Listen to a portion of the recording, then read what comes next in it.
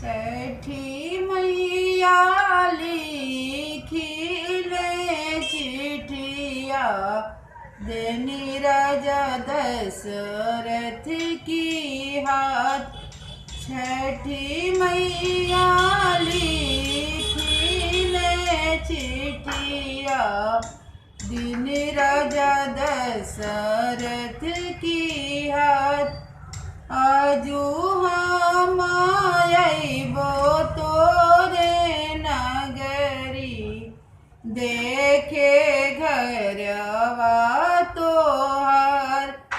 आजू हम आइबो तोरे नगरी देखे घरवा तोहार। सभवा डेरैनी राजा दशरथ डेरैले सब लोग। मचिया डेरैली कौशल्या रानी डेरैले सब लोग। आजू छठी आइबी मोरी नगरी देखे घरवा हमार।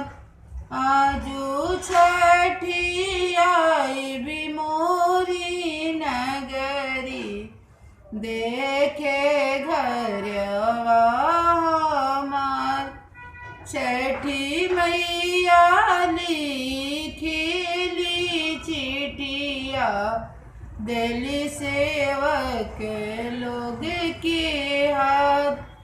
छठी मैया लिखिले चिट्ठिया दिल्ली सेवक लोग की हाथ।